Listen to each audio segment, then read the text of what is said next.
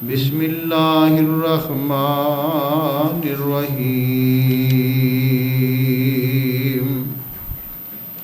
فصل لربک وانحر صدق اللہ العظیم وصدق رسولہ النبی الکریم ونحن على ذلك لمن الشاهدين والشاکرین۔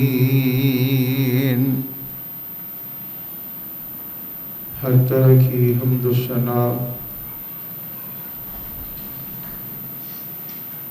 اللہ احکم الحاکمین کی ذات بابرکات کے لیے بے شمار لا تعداد درود و سلام امام الانبیاء محبوب کبریا حضرت محمد رسول اللہ صلی اللہ علیہ وآلہ وصحبہ وبارک وسلم کی ذات پاک کے لیے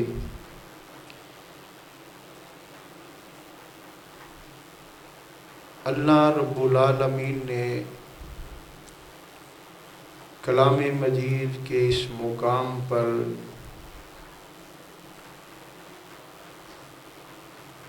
تمام مسلمانوں کو یہ فرمایا ہے کہ نماز ادا کرو اور اللہ کے راستے میں قربانی کیا کرو۔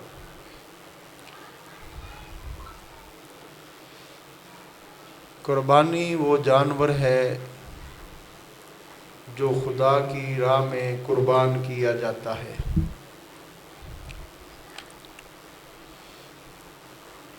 قربانی وہ عمل ذبیحی ہے جس سے اللہ تعالیٰ کا قرب حاصل ہوتا ہے۔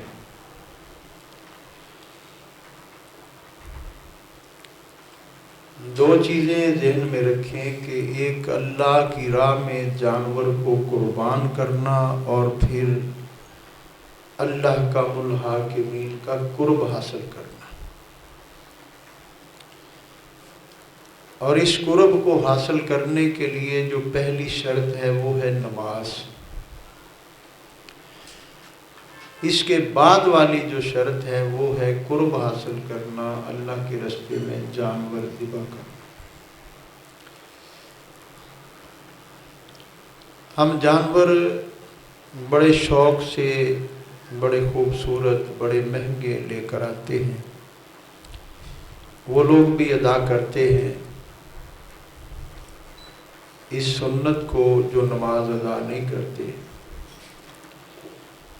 اور وہ لوگ بھی ادا کرتے ہیں جو صرف دن میں ایک فجر کی نماز ادا کرتے ہیں،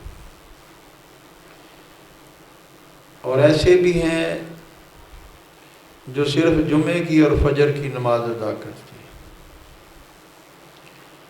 اور ایسے بھی ہیں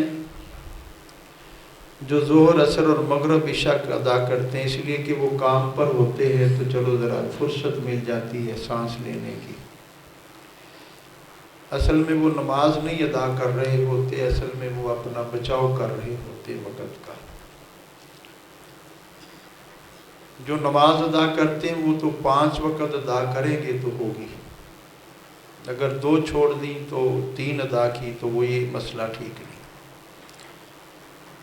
اور ایسے بھی اس کائنات میں لوگ مل جائیں گے آپ کو کہ جو نماز بھی نہیں پڑھتے، جمعہ بھی نہیں پڑھتے، فجر بھی نہیں پڑھتے اور قربانی کرتے۔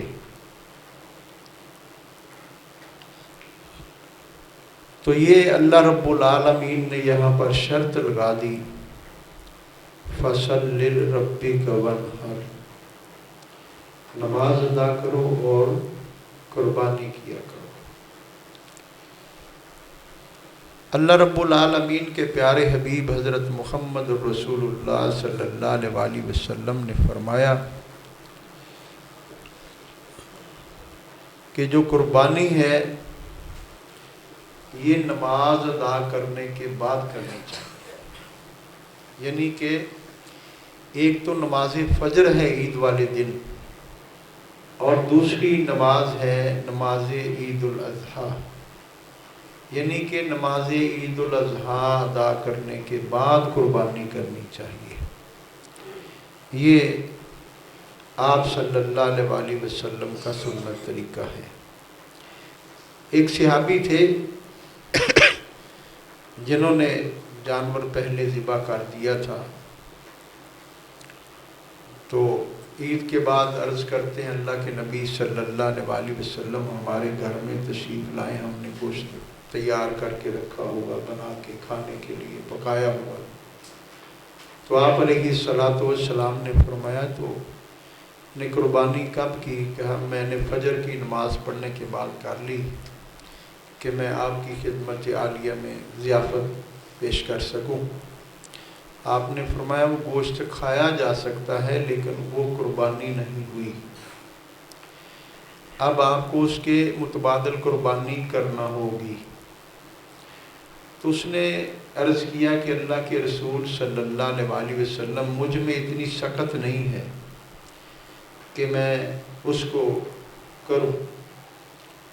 غالباً سیدنا حضرت ابو بلدہ رضی اللہ تعالیٰ عنہ کہ میں طاقت نہیں رکھتا، ہاں میرے پاس ایک 6 ماہ کا بچہ ہے بکری کا، خوبصورت ہے اور مجھے بہت زیادہ عزیز بھی ہے اور وہ موٹا تازہ بھی ہے۔ تو آپ علیہ السلام فرمایا کہ چلیں آپ کر لیں، کوئی دوسرا نہیں کر سکتا، آپ کی مجبوری ہے، آپ اس کو کر لیں۔ تو جو منڈیوں میں مفتی ہیں وہ کہتے ہیں یہ پکا کھیرا ہے لے جائیں۔ عمر کا تعین ہے کہ دوندہ ہونا چاہیے، الا مسنہ، یعنی کہ 2 دانتوں والا ہونا چاہیے جانور، وہ بکرا ہو، چھترا ہو، دمبا ہو، وہ اونٹ ہو، گائے ہو، کوئی بھی جنس کیوں نہ ہو، 2 دانتوں والا ہونا چاہیے۔ یہ عمر کا تعین ہم نے نہیں کیا، یہ اللہ کے نبی صلی اللہ علیہ وسلم نے فرمایا ہے۔ وہ گنجائش اس کو دی تھی جس کے پاس دوبارہ قربانی کرنے کی سخت نہیں تھی، تو ان کے پاس وہ جانور موجود تھا۔ تو اللہ کے نبی صلی اللہ علیہ وسلم سیدنا حضرت انس بن مالک رضی اللہ تعالیٰ عنہ روایت کرتے ہیں، بخاری شریف کی روایت ہے کہ 2 مینڈے ذبح کیا کرتے تھے اللہ کے رسول صلی اللہ علیہ وسلم، اور وہ دوندے ہوتے تھے جن کو آپ صلی اللہ علیہ وسلم ذبح کیا کرتے تھے۔ اور ایک روایت میں ہے کہ اللہ کے نبی صلی اللہ علیہ وسلم نے حجۃ الوداع کے موقع پر بکری کے بچے بھی ذبح کیے، یعنی اس سے مراد بکرا لیں، اس سے مراد بکری لیں کہ اللہ کے نبی صلی اللہ علیہ وسلم نے ذبح کیے۔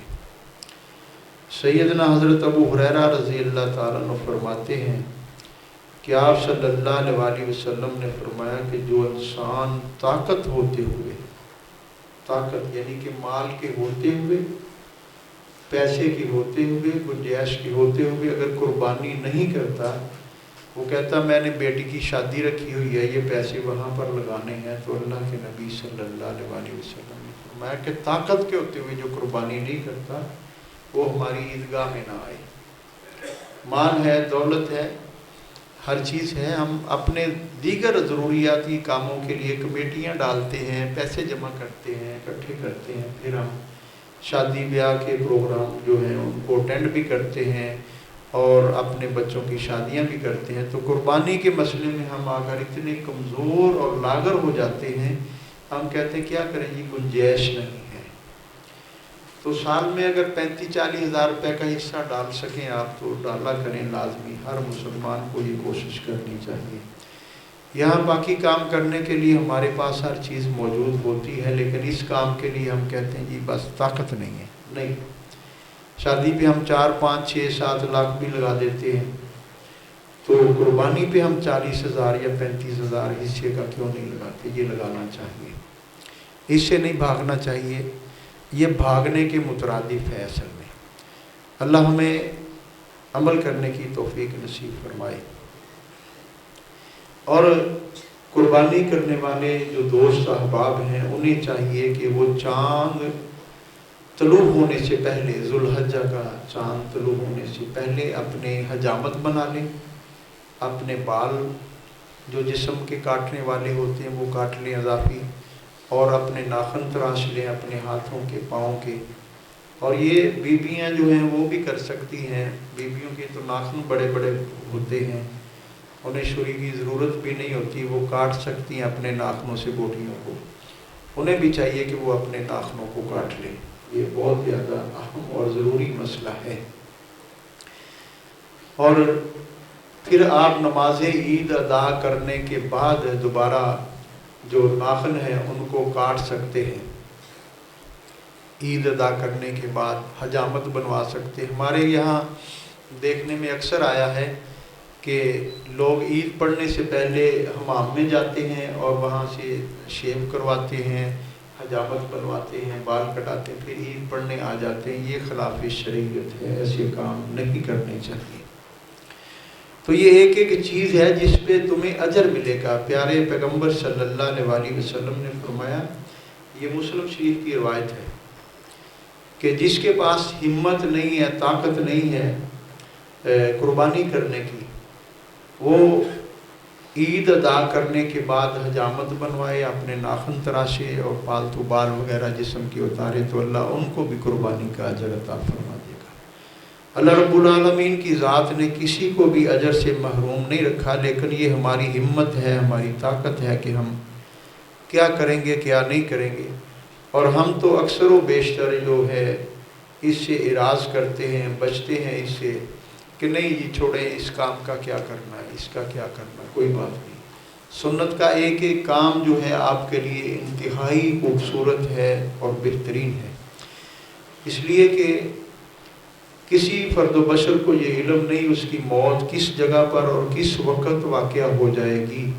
انہیں چاہیے کہ وہ اپنے جو کام ہیں ان کو پورا کرنے کی کوشش کریں، اور اس لیے ہر سال آپ کو یہ سمجھانا پڑتا ہے، یہ بتانا پڑتا ہے کہ یہ مسائل ہیں آپ کے قربانی کے۔ اور وہ بھی میں نے بتا دیا کہ جانور کی عمر کتنی ہونی چاہیے، 2 دانت والا ہو، 4 دانت والا ہو، 6 دانت والا ہو، وہ کیا جائے گا، 2 دانت والے سے کم نہیں کیا جائے گا۔ یہ لوگوں نے اپنے سے کچھ مسئلے بنا لیے ہیں، جو بلکہ یہ منڈی میں آپ کو بڑے بڑے مفتی مل جائیں گے۔ تو ہمیں کوشش کرنی چاہیے کہ ہم خیال کریں ان چیزوں کا، ان سنتوں کا جو اللہ کے نبی صلی اللہ علیہ وسلم نے ہمارے لیے فرمائی ہے۔ نماز عید ادا کرنے کے بعد جانور کو ذبح کرنا چاہیے، بخاری شریف کی روایت ہے، وہ میں بتا چکا ہوں آپ کو جس نے پہلے کی تھی۔ اور نماز عید ادا کرنے کے بعد جانور جو ذبح کرنا ہے وہ ہر کسی کو یہی طریقہ اللہ کے نبی صلی اللہ علیہ وسلم کا زیادہ خوبصورت ہے، یہ بھی مسلم میں روایت موجود ہے۔ تو میت کی طرف سے اگر کوئی بندہ فوت ہو گیا، اس کی طرف سے آپ قربانی کرنا چاہیں تو یہ کر سکتے ہیں، یہ بھی اللہ کے نبی صلی اللہ علیہ وسلم کا، یہ ابو داؤد میں اور مسلم شریف میں 2 جگہ پر حدیث موجود ہے کہ میت کی طرف سے آپ قربانی کر سکتے ہیں۔ تو یقیناً میت کی طرف سے بھی آپ کو قربانی کرنی چاہیے۔ تو قربانی کے جانور کو جو ذبح کرنا ہے وہ کون کرے؟ اگر تو آپ خود اس کو جانتے ہیں ذبح کرنے کو تو بہتر یہ ہے کہ خود آپ ذبح کریں، آپ ذبح کریں۔ ابو داؤد میں اور مسلم شریف میں یہ روایات موجود ہیں، خود ذبح کریں۔ اگر آپ کو اس طریقے کا معلوم نہیں ہے یا آپ کو دل کا ایسا کوئی پرابلم ہے کہ آپ خون دیکھتے ہیں یا ذبح کرتے ہوئے جانور کو دیکھتے ہیں تو آپ کو کوئی عرضہ لاحق ہونے کا خطرہ ہے، تو کوئی بات نہیں، پھر آپ کسی سے کروا سکتے ہیں، لیکن وہ بھی اس کی واقفیت رکھتا ہو۔ اگر کسائی سے کرانا ہے تو کسائی کو اس کا طریقہ آتا ہو قربان کرنے کا، تو کسائی بھی کر سکتا ہے۔ جو ہم گوشت لے کر کھاتے ہیں باہر سے، واللہ باللہ کسائی کیسے پڑتا ہے کیسے نہیں پڑتا، اس کو تکبیر آتی نہیں آتی، یہ تو ان کو معلوم ہوگا، یا اس نے ایک مستقل طور پہ ایک چھری کے اوپر مولوی سے تکبیر پڑھا کے دم کیا ہوا ہے کہ بس یہی چلے گی ساری زندگی اب۔ تو یہ مسئلے مسائل ایسے دنیا میں ہوتے ہیں، ان سے بچنے کی آپ نے کوشش کرنی ہے۔ تو جانور کو جب آپ نے ذبح کرنا ہے تو قبلہ رخ لٹانا ہے، اس کو قبلہ کی طرف اس کا چہرہ کرنا ہے جب اس کو ذبح کرنا ہے۔ تو یہ ضروری چیزیں ہیں۔ اور پہلے جو لوگ تھے وہ بڑے احتیاط کرتے تھے، جانور کے سامنے چھری نہیں لے کر آتے تھے، بگدے نہیں لے کر آتے تھے، اور کوشش کرتے تھے کہ جانور کے آنکھوں پر بھی وہ پٹی باندھ دیتے تھے کہ اس کو پتہ نہ چلے، یہ ڈر نہ جائے۔ جیسے دیکھا نہیں، اب جانور ڈر جاتے ہیں، 10 آدمی اس کو قابو نہیں کر سکتے، وہ بھاگ جاتے ہیں۔ بعض کا جانور کو لٹایا بھی ہوتا ہے تو وہ ڈر جاتا ہے اور اٹھ کر بھاگ جاتا ہے، اور کئی لوگوں کو اس کا نقصان بھی ہوتا ہے اس کے بھاگنے کا۔ تو پہلے اچھی طرح سے اس کو لٹائیں، اس کو باندھیں تاکہ اس کو تکلیف نہ ہو، اور جس سے آپ نے جانور کو ذبح کرنا ہے وہ جو چھری وغیرہ ہے وہ اتنی تیز ہو کہ جانور کو اس سے تکلیف کم ہو۔ یہ اللہ کے نبی صلی اللہ علیہ وسلم نے فرمایا ہے۔ تو یہ ضروری چیزیں ہیں۔ کچھ دوست جانور کی کھال جو ہے وہ دے دیتے ہیں کسائی کو۔ جانور کی کھال نہیں دی جا سکتی، جس نے قربانی کرنی ہے انہیں چاہیے کہ وہ ان کے ساتھ رقم طے کرے اور اس کا جو بھی حق ہے اس کو دے، جس نے جانور آپ کو ذبح کر کے دینا ہے پہلے اس سے طے کر لیں۔ اور یہ جو کھال ہے ان کو آپ رفاہی کاموں میں صرف کر سکتے ہیں، اور یتیم اور بیوہ خواتین کو دے سکتے ہیں، یہ سب سے زیادہ اہم اس کا ذریعہ ہے۔ اور یہاں مسجد میں ہمارے انتظام ہوتا ہے ادارہ نور نبوت کی طرف سے، جو ہم نے بیت المال بنایا ہوا ہے، جو ہم غرباء و مساکین کی خدمت کرتے ہیں۔ آپ اپنے جانور کی قربانی کی کھالیں اتاریں اور یہاں مسجد میں بھیجیں۔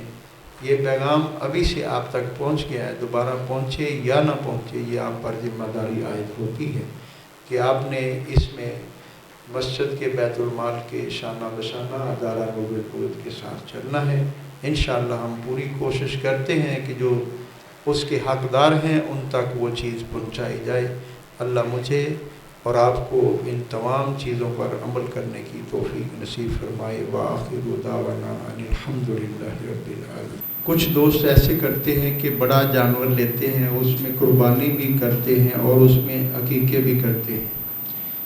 یہ مسنون طریقہ نہیں ہے، اور اللہ کے نبی صلی اللہ علیہ وسلم سے کہیں بھی ایسا ثابت نہیں ہے، کیونکہ اللہ کے رسول علیہ الصلوۃ والسلام نے جب حضرت حسن اور حضرت حسین رضی اللہ عنہما اجمعین کی ولادت بسعادت ہوئی تو 2 بکریاں ذبح کی تھی عقیقے کے لیے، یعنی کہ بیٹے کا عقیقہ کرنا ہے تو 2 بکریاں یا 2 بکرے 2 جانور، تو اگر بیٹی کا کرنا ہے تو 1 جانور، یہ عقیقے کا معنی ہے۔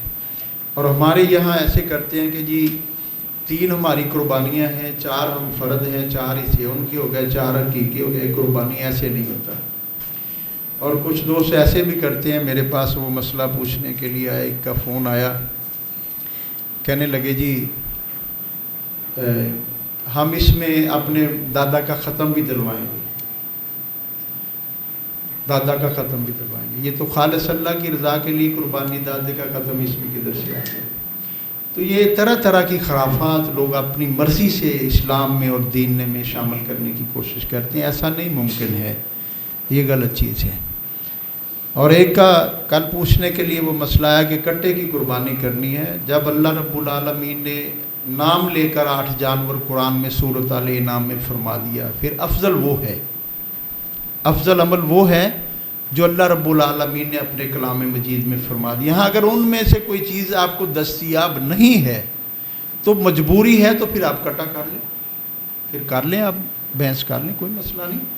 اگر آپ کو گائے ملتی ہے اور گائے کا بچہ ملتا ہے، بکرا ملتا ہے، بکری ملتی ہے، بھیڑ ہے، اس طرح اونٹ ہے، جو ملتا ہے اگر آپ کی طاقت میں وہ ہے تو وہ خرید لیں، اگر نہیں طاقت میں تو وہ جانور آپ پھر خرید لیں، اگر جب آپ کی اس میں طاقت نہ ہو تو آپ نے یہ چیزیں بچنی ہیں۔ بلکہ بعض لوگ ایسے بھی کرتے ہیں، ایک اور مسئلے کی وضاحت میں آپ کو کر دوں کہ ایسے کرتے ہیں کہ عام دنوں میں ایک جانور بڑا لیتے ہیں، کہتے ہیں اس میں 7 حصے ہوتے ہیں اور وہ اپنے گھر کے 7 لوگوں کا عقیقہ کر لیتے ہیں، ایسے بھی عقیقہ نہیں ہوتا۔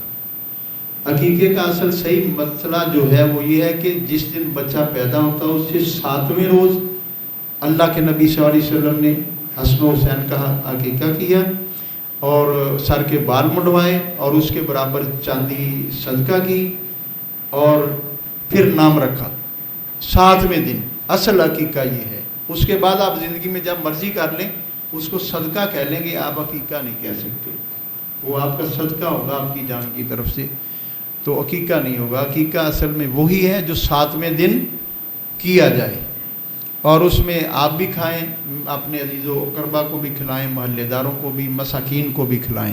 اللہ عمل کی توفیق نصیب فرمائے. تو ایک اور آخری بات عرض کرنے لگا ہوں.